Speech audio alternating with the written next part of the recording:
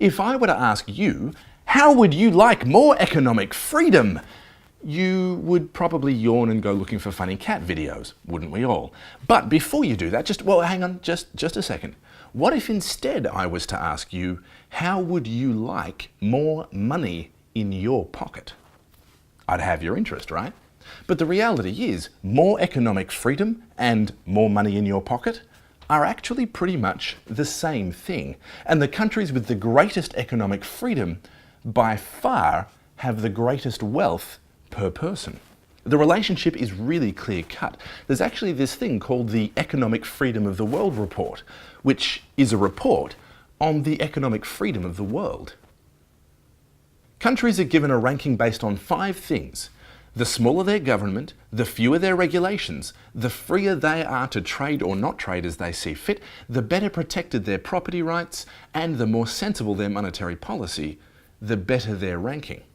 And, surprise, surprise, the countries around the world with the greatest economic freedom also just happen to have by far the greatest wealth compared to countries with less economic freedom.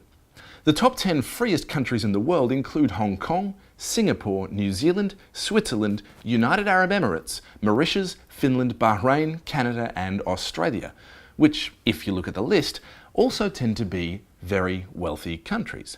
The 10 least free economies: Algeria, Democratic Republic of Congo, Burundi, Central African Republic, Angola, Chad, Zimbabwe, Republic of Congo, which apparently isn't the same as the Democratic Republic of Congo, Myanmar, and worst out of everyone, Venezuela. Pick a list. Where would you rather live? The top 25% of economically free countries are typically more than 9 times wealthier than the bottom 25%, and even the poor in economically free countries are more than 10 times richer than the poor in economically restricted countries. And it's not just about money.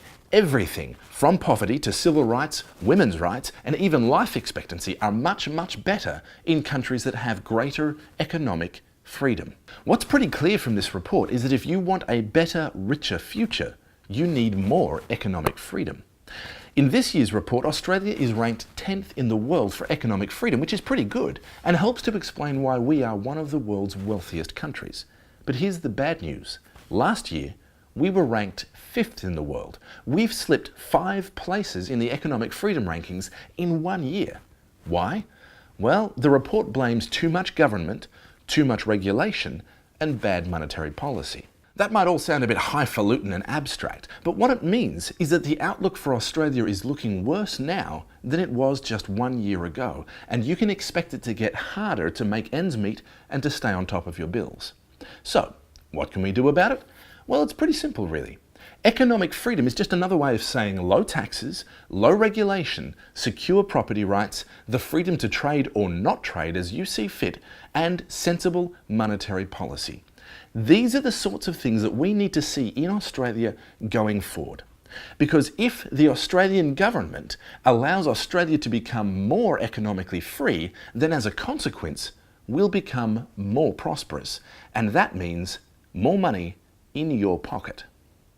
If you'd like to take action and do something that can help Australia's economic freedom, then I suggest you check out the Australian Taxpayers Alliance and support their campaigns for less taxation and less regulation, or in other words, more economic freedom. My name's Topher, and I'm trying to make the future a better place with less government and more personal freedom. But I need your help to do it. So share this video, jump on my social media pages, and help me to help you.